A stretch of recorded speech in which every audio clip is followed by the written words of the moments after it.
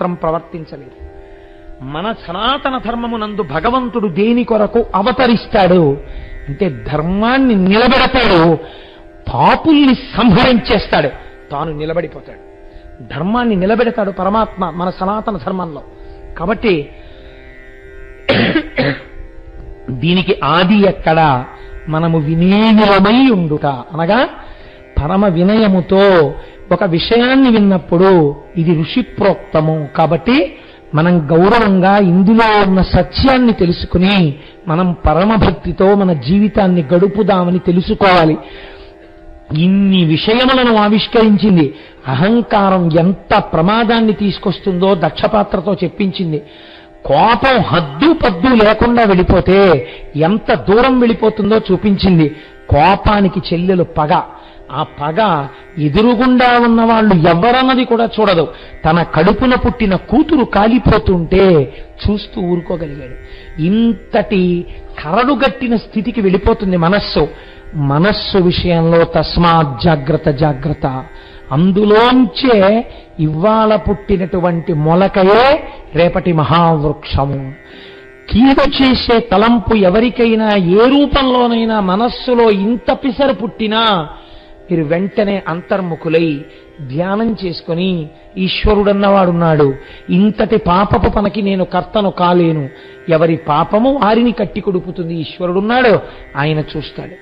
నా వలన ఏదైనా దోషం ఉంటే మాత్రం ఈశ్వరా నన్ను క్షమించు అని భగవంతుడికి చెప్పి మీరు తప్పుకునేటటువంటి స్థితిని మీరు పొందాలి.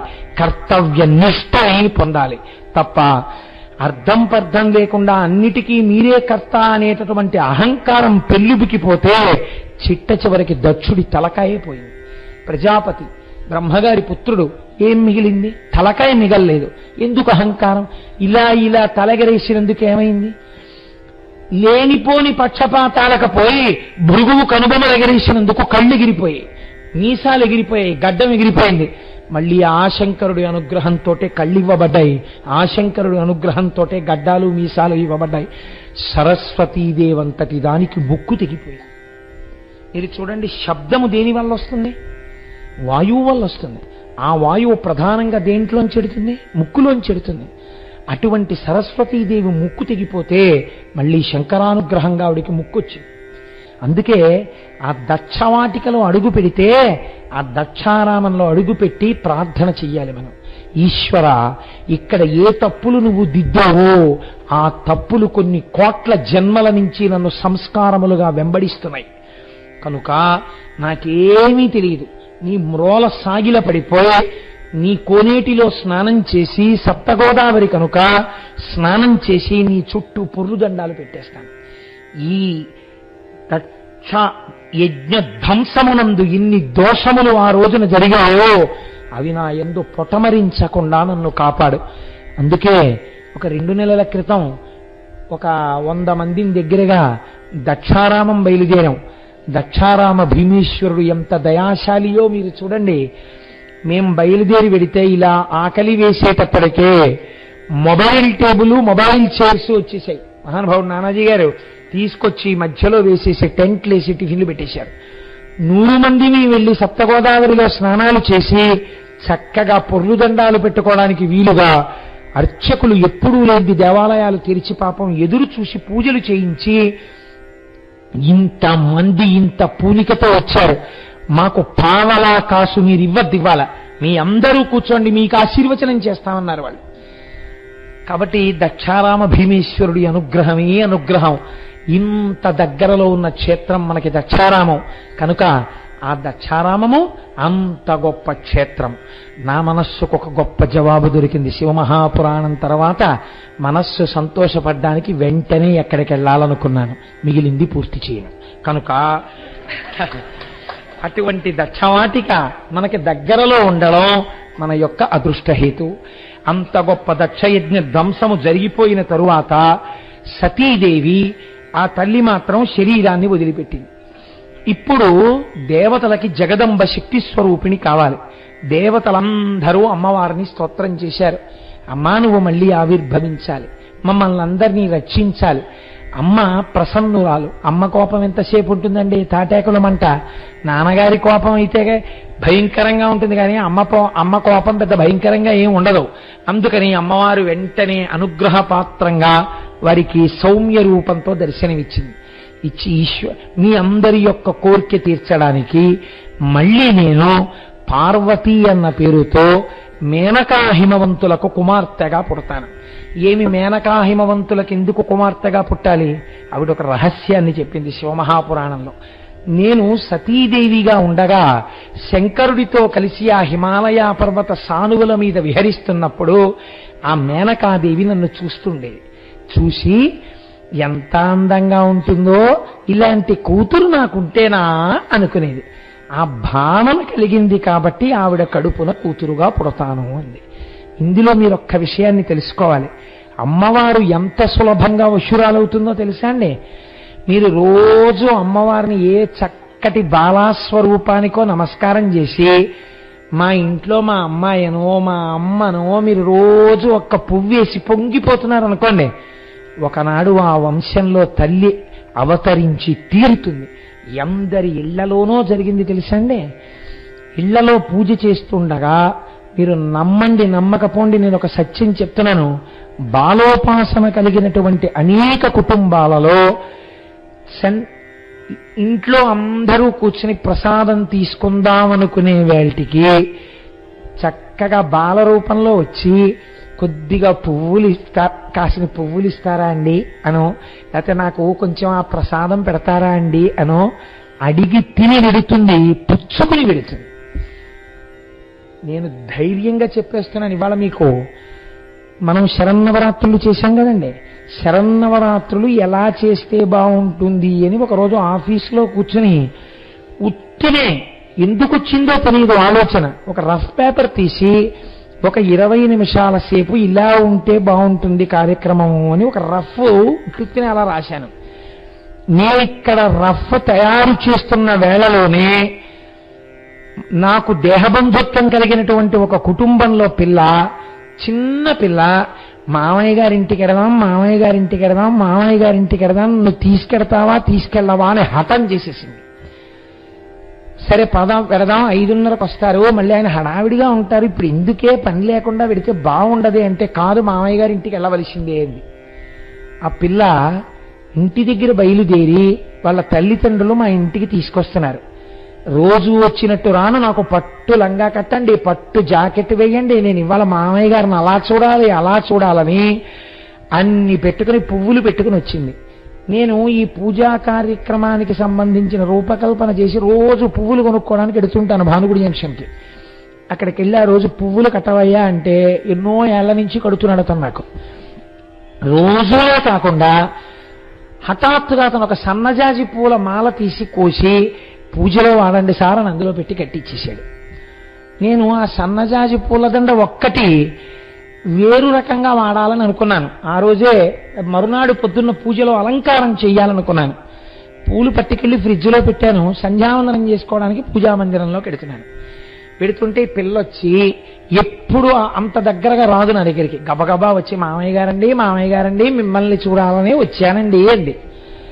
నాకు ఆ పిల్లని చూస్తే ఇదేంటి ఇలా వచ్చింది, ఇంత పట్టులంగా పట్టు జాకెట్టు వేసుకుని అనుకున్నాను. చాలా సంతోషం నాన్న, కూర్చొని సంధ్యావందనం చేసుకోవాలని వెళ్ళిపోయి సంధ్యావందనం చేసుకునే ముందు రేపు పుష్పాలు ఇలా చేద్దాం, అలంకారం అంటే అదో సంతోషం నాకు, ఇలా అలంకారం చేసుకుందాం అనుకుంటున్నాను.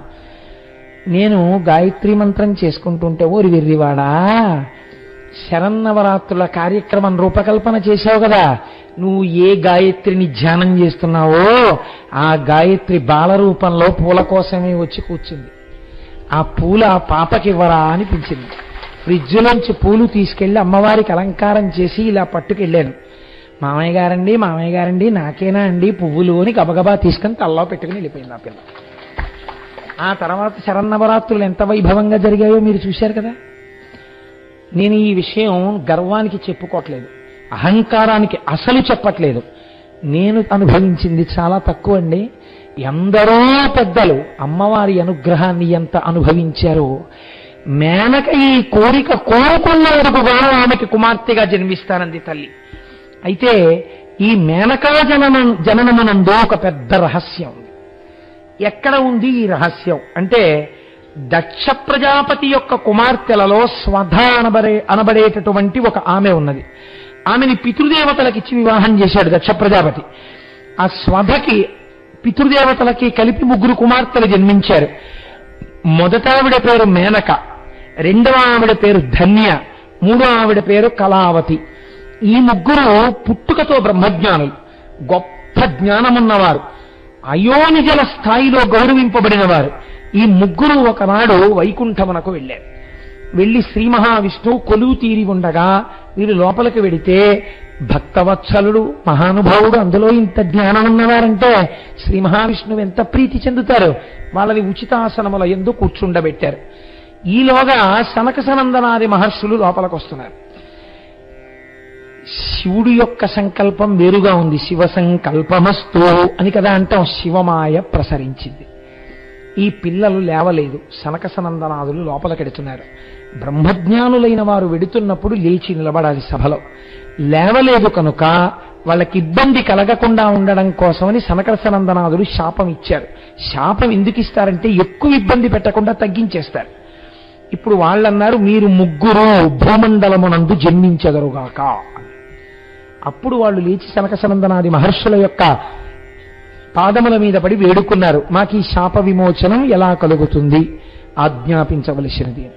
ఆ పాదముల మీద పడితే ఆనాడు మహానుభావుడు, అందులో ఉండేటటువంటి సనత్ కుమారుడు శాప విమోచనాన్ని చెప్పారు. ఈ మేనక విష్ణు యొక్క అంశతో హిమవంతుడు భూలోకంలో ఉంటాడు. విష్ణువాంశ కలిగినటువంటి హిమవంతునకు భార్యగా వెడుతుంది.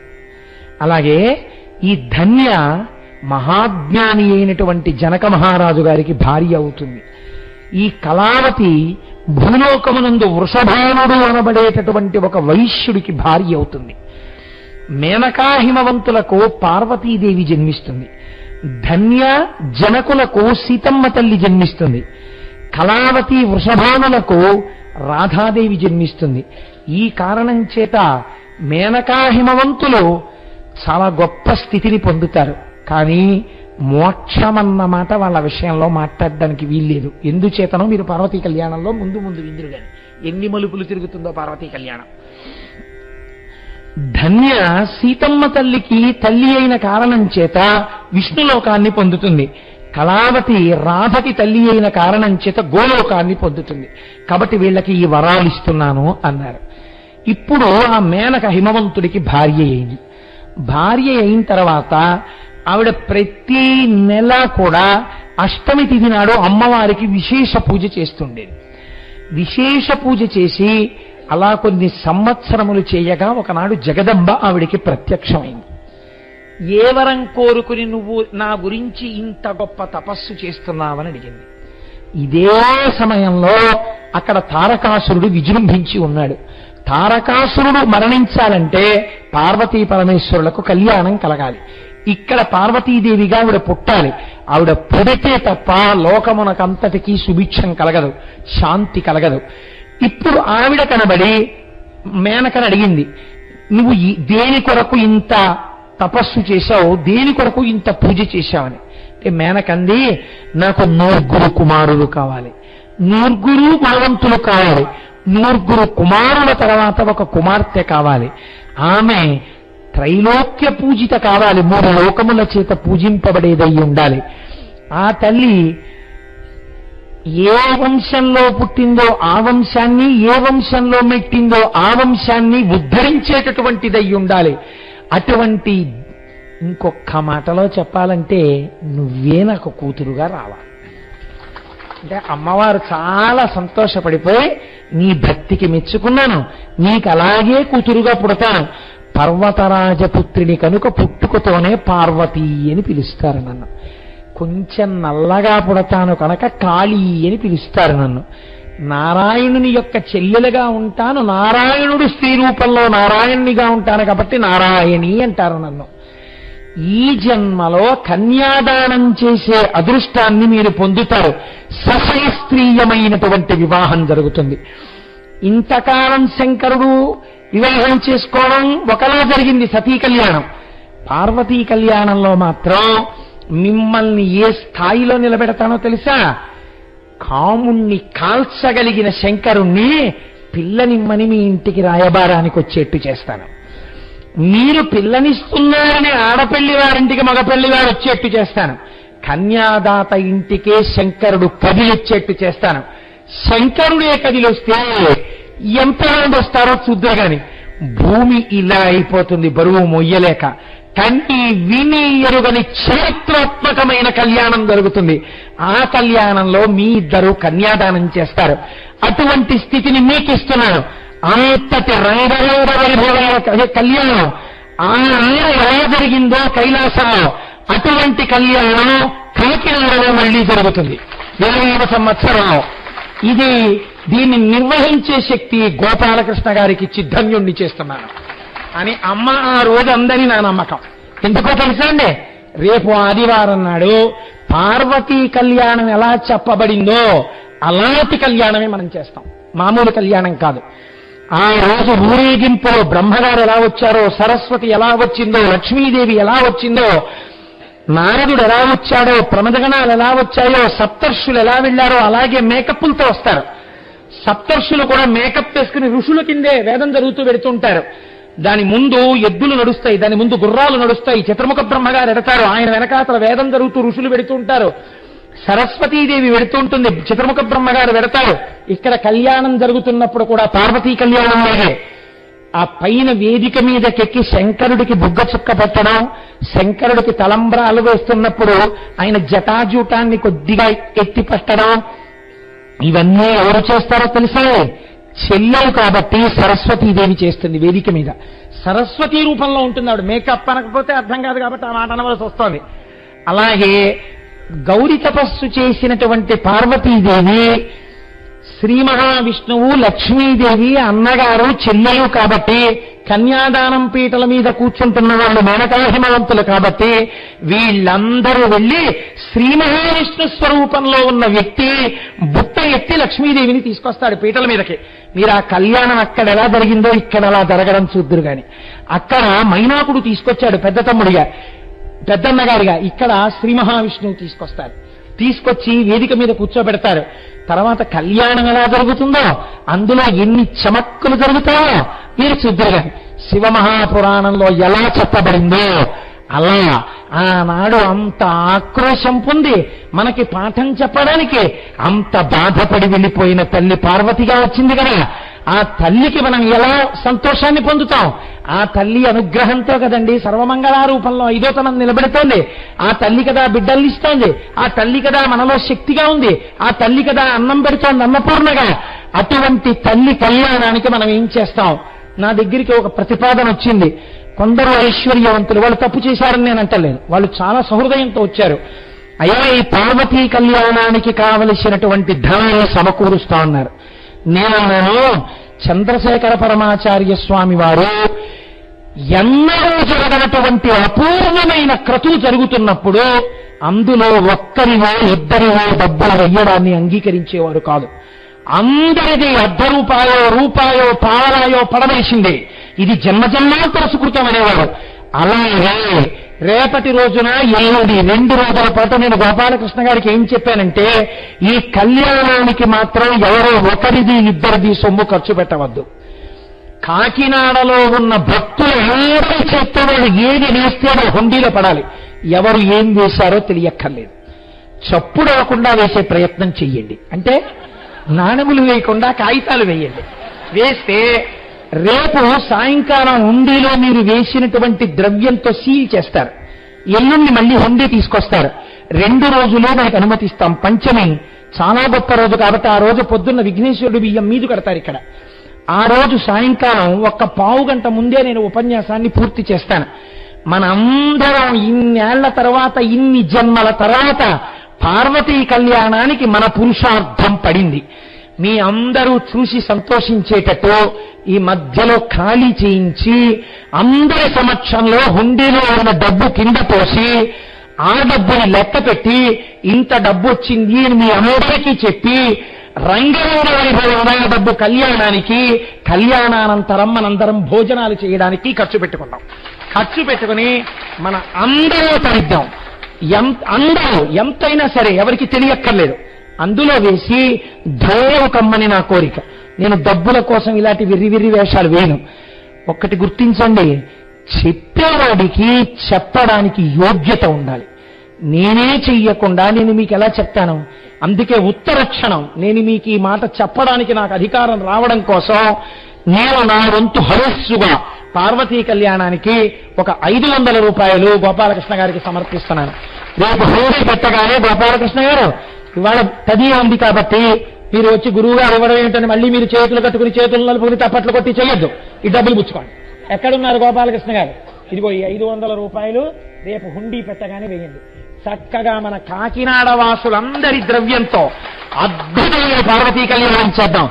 అమ్మా మీ అందరూ మనందరం ఆ రోజు కని విని ఎరుగని ఊరేగింపులో వద్దాం. ఎటువంటి ఊరేగింపు అంటే దీని గురించి తెలుసుకుని స్వరూపానందేంద్ర సరస్వతి స్వామి నేను అన్ని కార్యక్రమాలు రద్దు చేసుకొచ్చేస్తున్నాను అన్నారు. నేను నడుస్తానయ్యా అన్నారు.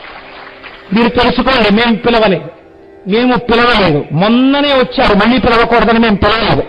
ఆయన అన్నారు ఇంత కార్యక్రమం జరుగుతుంటే ఎక్కడో నేను కూర్చుంటానా, అన్ని కార్యక్రమాలు రద్దు.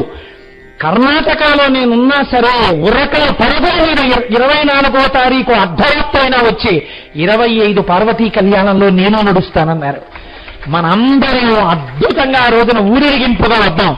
వచ్చి కని విని ఎరుగని రీతిలో పార్వతీ కళ్యాణాన్ని మనం ఇక్కడ చేసుకుందాం. కాబట్టి అలా ఆ రోజున తల్లి పార్వతీదేవిగా జననం అందింది. జననంలో అక్కడ హిమవంతుడి యొక్క కుమార్తెగా పెరిగి పెద్దదవుతోంది. హిమవంతుడికి కుమార్తెగా పుట్టింది కాబట్టి హైరవతి అని పిలువబడింది.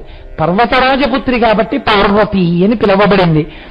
చిన్న పిల్లగా పుడితే ఆవిడెవరో తెలుసు కదండి హిమవంతుడికి. హిమవంతుడు వెళ్ళి చెప్పేట నిజంగా పోతనగారు పరవశించి రాసుకున్నారా పద్యాలు. కడు ఎండిపోయిన ఘనతటాకమునకు వరిపూరము నిండ వచ్చినట్లు తన రాక తరిచూచి వనజంబులుబ్బంగ పొలుపొంద నర్కొండు పొడిచినట్లు కమలహీనంబైన కమలాకరంబులో కమలపుంజంబులు కలిగినట్లు ఘన తమ పటలంబు కప్పిన మింటిపై తుది చంద్రబింబంబు తోచినట్లు గిరిలలోన నొక్క గిరినైన నా పేరు వెలయ చేసి తిప్పుడు జలజనయన నీకు తండ్రినైతి నాకింత చాలదే ఇది మహాద్భుతంబు ఇందువదన అన్నట్టు.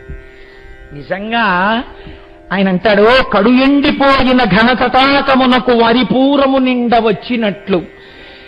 ఎండిపోయిన చెరువు పెచ్చులుగా మట్టి రేగిపోతుంటే ఇది ఒకప్పుడు చెరువు అండి ఇప్పుడు ఎండిపోయింది అని అందరూ అంటుంటే అద్భుతమైన వర్షం కురిసి మళ్ళీ ఆ చెరువు నిండితే ఆ చెరువు ఎంత అందంగా ఉంటుందో.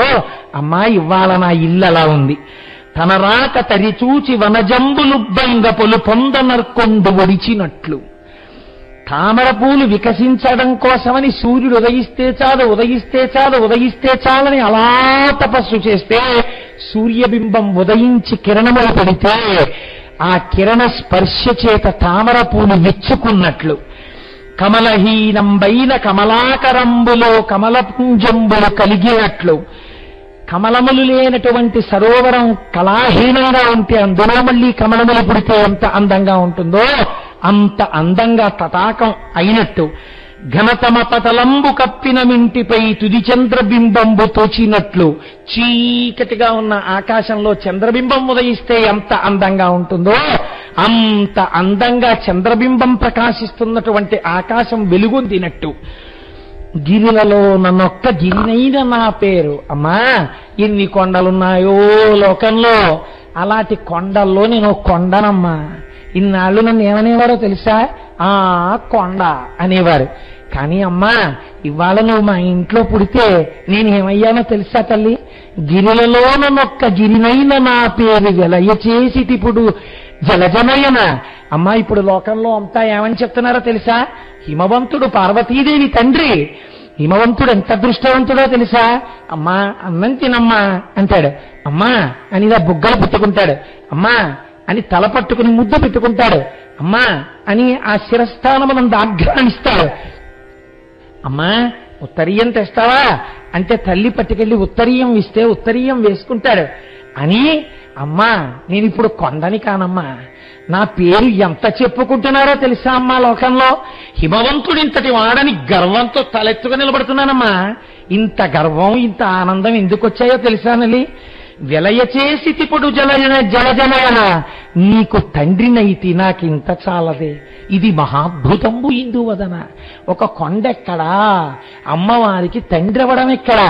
అమ్మా నీకు తండ్రిని చేశావమ్మా, నా జీవితానికి ఇది చాలదా అని ఆ అమ్మవారిని ఇలా పట్టుకుని రెండు చేతులతో కన్నీరు కారుస్తూ భక్తితో పరవశించిపోయాట హిమవంతుడు. మీరొక్క మాట నమ్ముతారా? నేను ఒక రోజు రాత్రి 11 గంటల వేళ ఈ పుస్తకం చదువుతున్నప్పుడు ఈ పద్యం చదివాను. చదివి సోఫాలో వెనక్కి కూర్చుని నిజంగా ఆ రోజున ఆ చిన్న పార్వతీదేవిని చూసి హిమవంతుడు ఎంత పొంగిపోయాడో అని నాకు ఆనందం ఆగక నా కూతురు పడుకున్న గదిలోకి వెళ్ళి నిద్రలేపి, నీకు తండ్రినైతి నాకింత చాలదే, ఇది మహాద్భుతంబు ఇందువదనా అని మా అమ్మాయి తల పట్టుకుని దాని మూర్ధన్య స్థానమని ఆగ్రానించి వెళ్ళిపోతే అది కంగారు పడిపోయింది. నిద్రలేపి నాన్నగారు ఏదో చెప్పెళ్ళారని నేను పడుకున్నాక మళ్ళీ వచ్చి నాన్నగారండి ఏమ్మా అన్నాను. ఏమిటండి నిద్రలేపి ఏదో అన్నారు మీరు అంది. ఏమన్నా తప్పైందా అని అనగారండి, నా వల్ల అంది. అయ్యయ్యో నాన్న అది కాదురా, పార్వతీ కళ్యాణం ఎప్పుడే నేను వీరభద్ర విజయంలో పోతన గారి పద్యాలు చదువుతున్నాను రా. నీకు తండ్రినైతి నాకింత చాలదే, ఇది మహాద్భుతంబు ఇందువదన. ఆ హిమవంతుడి ఆనందం నేనెందుకు పొందలేను? నా ఇంట ఉంది పార్వతీదేవి, పర్వతంలా ఇంత ఎత్తు నన్ను ఇచ్చాడుగా ఈశ్వరుడు అని ఉండబట్టలేక రేపటి వరకు ఆగలేక నిన్ను లేపి నీ మూర్ధన్య స్థానమును వాసన చూసొచ్చి పడుకున్నానమ్మా అంటే మీ అఘాయిత్యం పురాణాలు చదవడమోయ్, ఇలాంటి ప్రయోగాలు చేయకండి అని మా ఆవిడ చెప్పిన విషయాన్ని సభాముఖంగా చెప్పినది మా ఆవిడ చేత తీవ్రముగా స్వీకరింపబడకుండుగాక. అంతఃపుర రహస్యాలు సభల్లో చెప్తావా అని, అది కూడా భగవత్ సంబంధము కనుక నా ఆనందముగా స్వీకరింపబడుగాక. కనుక హిమవంతుడు ఆ రోజున అలా పొంగిపోయాడు. తల్లి భావస్వరూపంతో గజ్జెలు పెట్టుకుని, పట్టు లంగాలు కట్టుకుని, పట్టు జాకెట్లు వేసుకుని, పూలెట్టుకుని ఆ హిమవంతుడి ఇంట్లో తిరుగుతోంది. దేవతలందరూ అమ్మయ్య ఎలా పుట్టిందని పొంగిపోతున్నారు. ఆ అమ్మయ్య అమ్మకి కళ్యాణం కాకినాడలో చేస్తామని మనం పొంగిపోతున్నాం కదండి. ఇంత శుభప్రదమైన మంగళప్రదమైన సన్నివేశం దగ్గర ఇవాల్టి ఉపన్యాసాన్ని ఆపుతాను. రేపటి రోజున జ్ఞాపకం పెట్టుకోండి, కళ్యాణ హుండి. నేను ఎందుకు చెప్తున్నానో తెలుసా అండి, డబ్బుల కోసం కాదు. నేనే డబ్బులు సంపాదించాలంటే పెద్దల్ని నేను అడిగితే వెంటనే ఇచ్చేస్తారు. ఎందుకంటే నేను ఎప్పుడు ఎవరిని నా జీవితంలో పురాణం చెప్పి డబ్బులు ఏమని అడగలేదు. నా కోరిక ఒక్కటే, నాకు చంద్రశేఖరుల మీద ఉన్న భక్తి అలాంటిది. అందరి ద్రవ్యం పడాలని మీకు గుర్తు చేశానంతే.